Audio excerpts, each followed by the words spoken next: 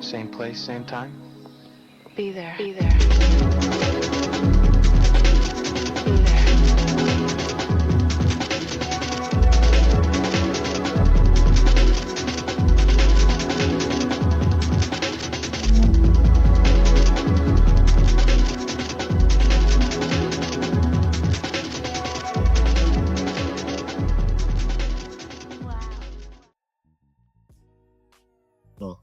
So I started out playing classical piano. That was like the first thing that I did.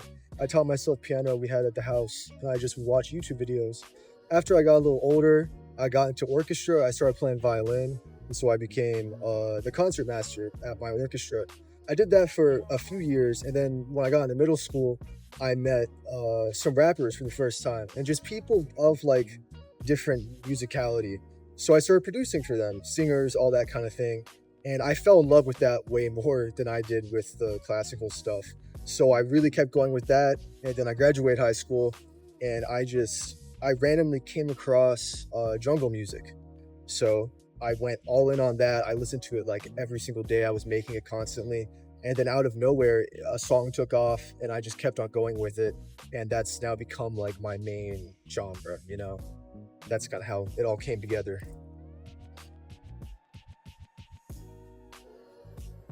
So as far as like signature stuff goes, my biggest goal with my music is to create an environment. That's number one. I'm trying to create a space for people, and it's not always a specific emotion. Lately, it's been a lot more relaxing, ambient, kind of like ethereal.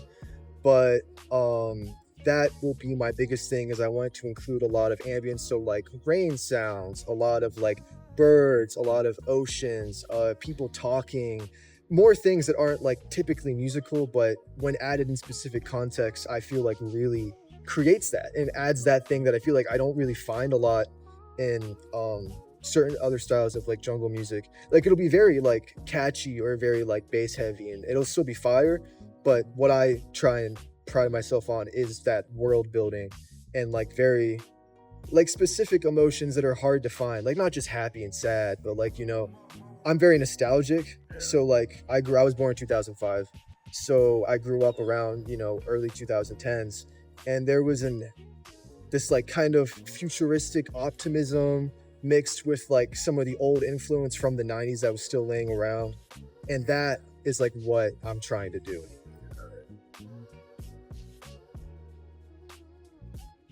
My workflow changes a lot, but naturally I'm a chords first person, melody first, anything like with tonality to it.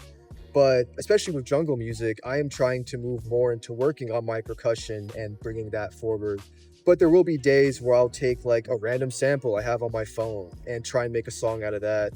Or take like I have a Discord, so like people will send stuff in. I'll sample something from like a viewer or from a fan or anything like that. But I am absolutely like I love the piano. That's the first instrument I'll open up when I open FL Studio is I'll get a piano, hash out an idea. But I like to mix it up too. You know, it's a bit of both. It really is nostalgia is the biggest thing that inspires my brand now that I think about it. Because that is the core to everything. Like I just personally, I like the color black a lot. I like how it mixes with anything. Like you can have a black and white logo and put it next to anything and it'll look all right, you know, and especially since I really like my design, it really plays well for me. But nostalgia is the biggest inspiration for my visuals. It's always something from the 90s, something from the 70s, something from way before when I was born and I could experience it, but that's my inspiration. The hardest part about producing, I don't feel is so much the technical side, because that's what people always joke about is like you'll see memes of people like FL Studio and then they'll do like a plane cockpit and like compare it because they're both so complicated. And it's like it is hard to learn initially, but what really gets difficult is creating songs that actually have like a soul and a character and stand out, because you can become a producer that like can make 30 beats in an hour, but they all kind of sound the same and they're all decent, but they're not memorable. They're not, no one's going to be like, oh, wow, I'm never going to forget that. But if you can get to a point, which I'm still not at that point where I can do like Nick Mira, I don't know if you're familiar, like he'll do like 5 and he'll get all of them will get like platinum like within a month, and I'm like, oh my god. I know he has been doing as much now, but I grew up prime Juice World era where he was hit after hit. Then he was doing stuff with X and Trippie Redd. Like, man, that's all crazy. But that's what's difficult, not so much the guy who's using the synthesizer and touching all the buttons. Like, that's still hard, but Nick Mirror, that's insanely difficult. That's what's so hard about production.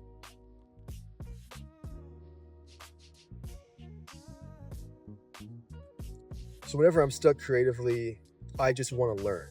That's immediately where my brain goes, is that I need to consume something new, because I don't know. I feel like if you dig long enough, you'll find something new that you like. And when you do that, it's very hard to not be inspired. Like when you're listening to music that you've never heard before, like I will listen, like I recently found like some Iraqi music that was very interesting because there's a certain synth that they use that I was looking for.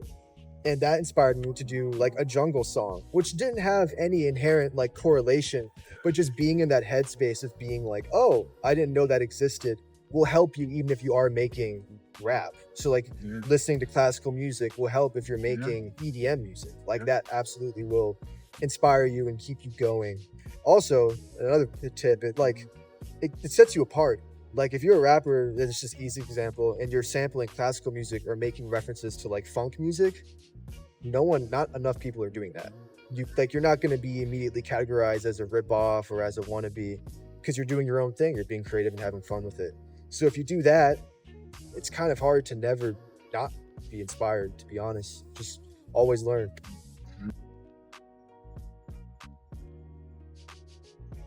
The gear that changed my sound was definitely the SP404 SX.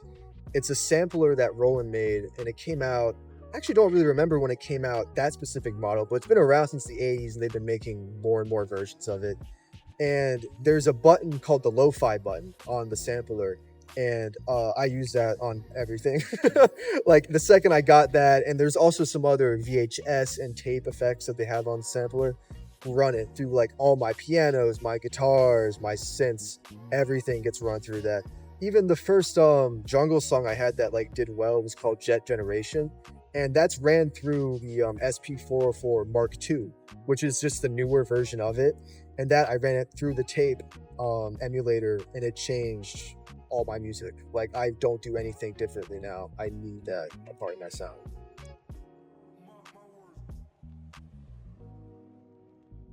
I like collaborating with people that just have like love to give, if that makes sense. I don't like collaborating with people that are like, all right, what's the budget? What's the money? Transactional. I need this from you exactly like this. Like I like a relationship. I like a person. You know what I mean? I don't, as much as it's good to work with companies and brands and that has its place, it's definitely not my preferred collaborator by any means.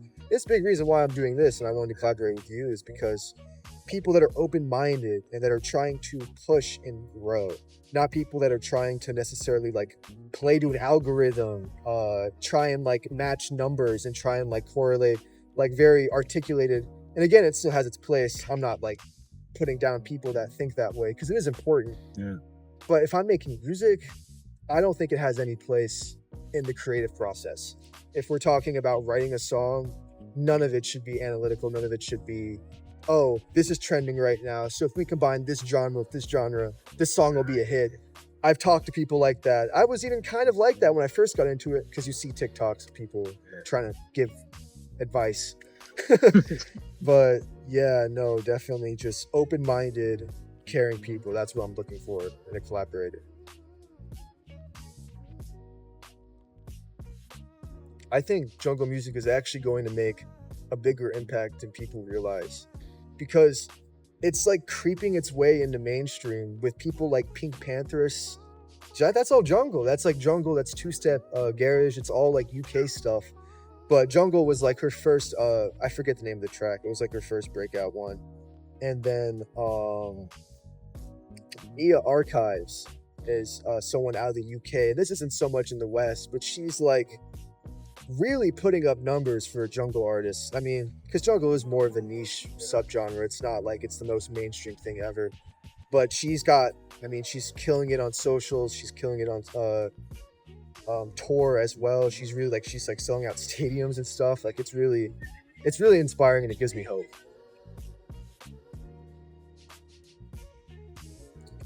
I feel like community is everything. Like it completely makes or breaks the experience, in my opinion, when it comes to like, I don't know, you can enjoy music in your bedroom, but I feel like you have to hear it live, at least at some point in your life, or you have to go to a concert or a festival, something of that nature. And if the community's not good, if it's bad people in music, it's not going to be a good time. And honestly, the music tends to reflect that. Like the kind of people that are drawn towards bad music, I'm not trying to say they're bad people or anything, but you typically find what you're looking for in those spaces.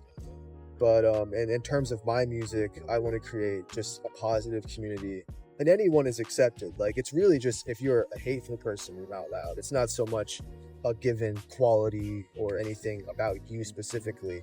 It's your intentions and who you are, and that's the kind of mentality I want to promote. Is just interest and genuine sharing amongst others.